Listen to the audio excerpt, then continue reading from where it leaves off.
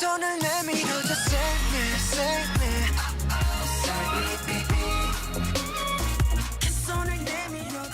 seven-member group BTS leads a growing wave of Korean pop flowing into the American music scene.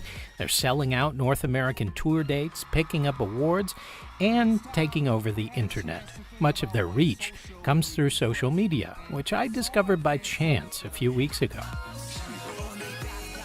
On a good day, a tweet of mine might be shared 10 times, but the BTS Army, as they're known, shared one of my tweets 16,000 times and liked it 27,000 times.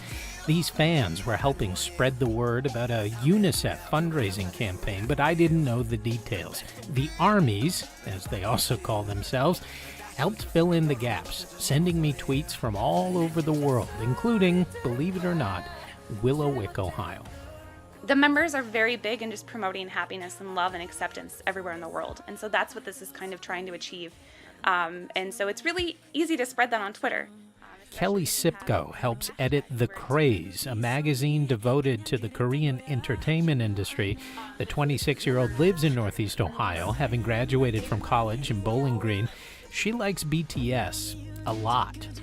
I like a lot of K-pop. I'm a big fan of more than just BTS, but their music is very different. I mean, it's good and it's upbeat. It's got a good rhythm to it and everything like that. But there might not be as much meaning into it sometimes. BTS is different because all of their discography is filled with deeper meanings that you really don't see in Korea, because Korea is a pretty conservative country.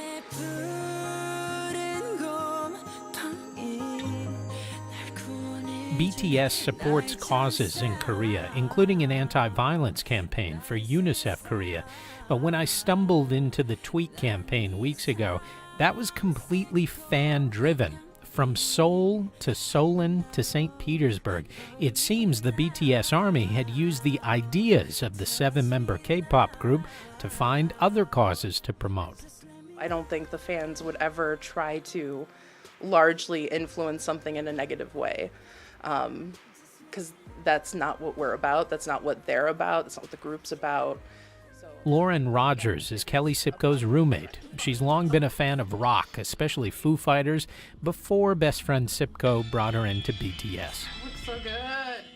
I didn't understand the appeal, really. It's just a boy band. But I think if you invest a little bit of time and, you search for something in them that would appeal to you, you will find it. And I think if you don't understand it, even if you have tried, that's okay too. You don't have to. You just have to respect that other people do have something invested in this group, invested in this culture.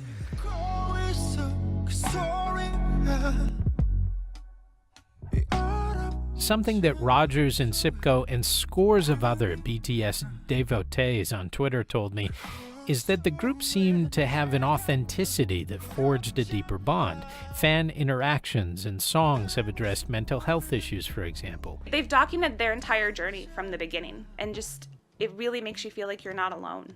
And so even though my own life there were a lot of bad parts at the time, watching these boys succeed and achieve their dreams really made me feel better. And I know it sounds silly, but pretty much any BTS fan will agree with you there. And the members, they've opened up about topics like depression. It really connects with listeners.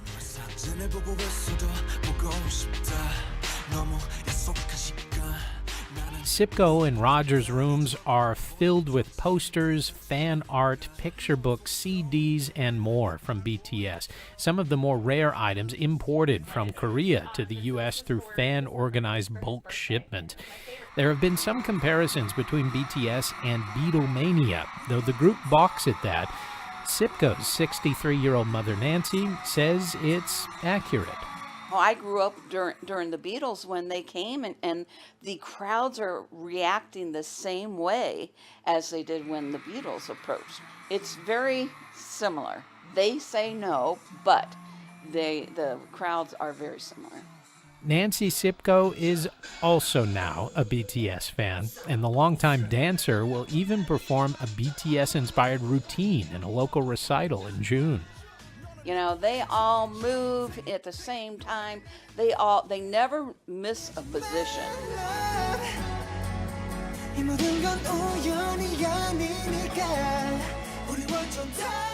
BTS is touring the U.S. this year, and Nancy, Kelly, and Lauren are gearing up for that.